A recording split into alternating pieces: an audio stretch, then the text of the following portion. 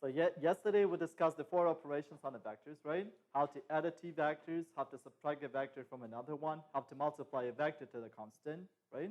And how to find the lengths of the vectors. Today we're going to start talking about the dot product.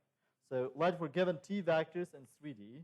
So we're going to denote this as let u and v are the t vectors are in 3D. What does it mean? It means that both of the vectors are given with the 3 tuples. Okay?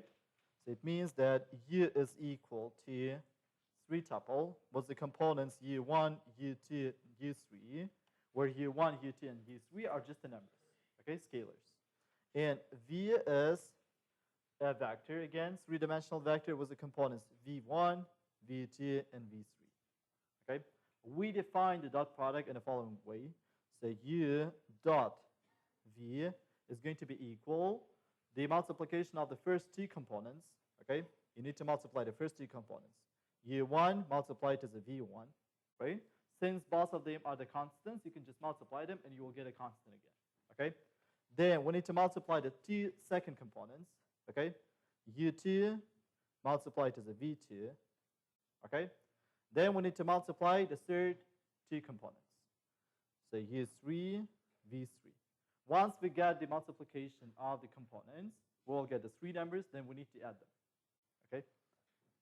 So u1, v1 plus u2, v2 plus u3, v3. Okay? This is called the dot product. In some literature, you may find the notation that this is called the scalar product. Or sometimes it is called the inner product even.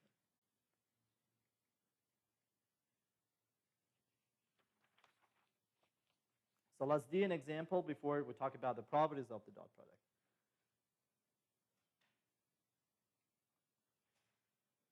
So if we're given a t vectors, u was the components 2 and 4, and v was the components 3 and minus 1, what is the dot product? So u dot v is equal. So we need to multiply the first 2 components. It's going to be 2 multiplied to the 3, right? Then we need to add this to the multiplication of the second components, right? It's going to be 4 multiplied to the minus 1. This is equal to the 6 minus 4 is equal to the 2. Okay? So you may mention that the dot product gives you a scalar. Okay? So previously we talked about the 4 operations, right? Adding the t vectors, subtracting a vectors, multiplying a vector to the constant. Right? All of the 3 operations gives you a vector. When you find the length of the vector, it's going to give you a constant. And when you multiply the t vectors using the dot product, it's also giving to you a constant. Okay? So let's discuss another example. So u is equal to 3 minus 1 and 0. V is equal to 5, 6, and 17. Okay? When you multiply the u to the v as a dot product, so we need to multiply the first 2 components, it's going to be 15, right? Then the second component is going to be minus 6. Then the third component is going to be 0. So the answer is equal to the 9. Good. So let's talk about the properties of the dot product.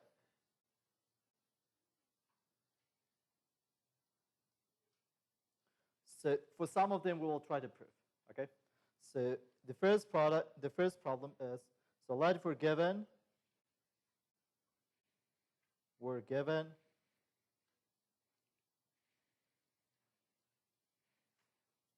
vectors u, v, and omega. Okay. So they might be n-dimensional vectors. For example, in Rn. Okay. So basically, the vectors are given with n tuples, with a list of n numbers. And let's say k is some scalar, okay? So k might be any real number, okay? One scalar number. So the first property is when you multiply the u to the u itself as a dot product, it is going to be equal to the norm of the u in the square, okay? So if you multiply u to itself as a dot product, it's going to give you the length of this vector in the square. So let's try to prove this for this 3D. Okay. So let's say We're given a U. What's the components? U1, U2, U3. Okay?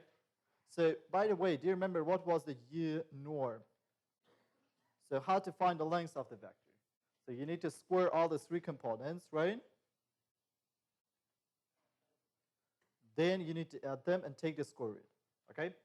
So, when you find the U norm in the square, it's going to be equal to the U1 in the square plus U2 in the square plus U3 in the square, right? From another point of view, so U multiplied to the U means, the scalar product means, you need to multiply U1, U2, U3 to the same vector as the dot product, right? U1, U2, U3. When you multiply the two vectors as a dot product, you need to multiply the first two components. It's going to be U1 in the square, right? Plus these second components is going to be U2 in the square, plus the third components, U3 in the square. So they are equal, right?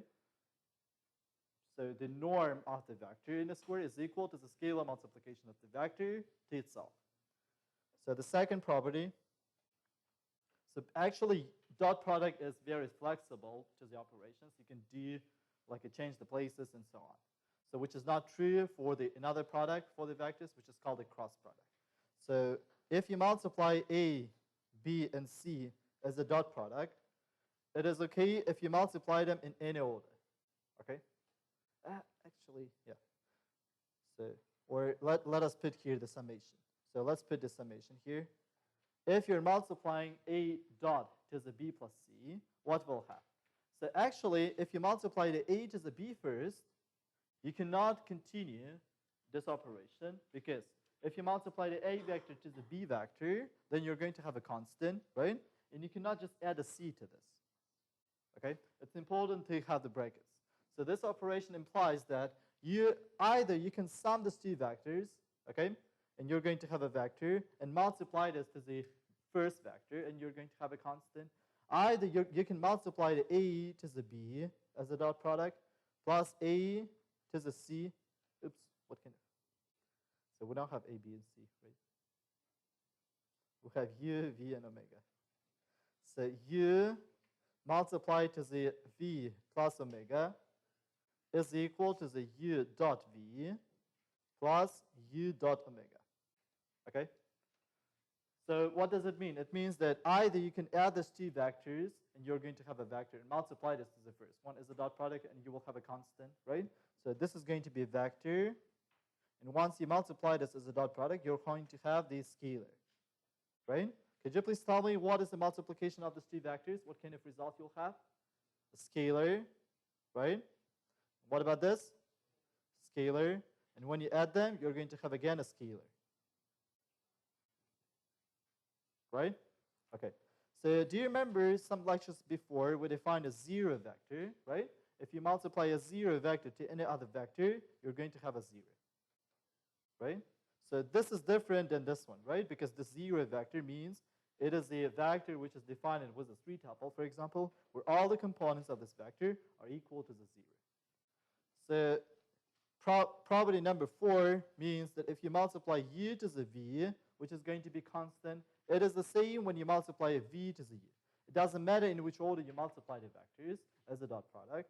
And number 5 is going to be equal to constant multiplied to the vector U multiplied to another vector V is equal to constant multiplied to the U multiplied to the V in this order.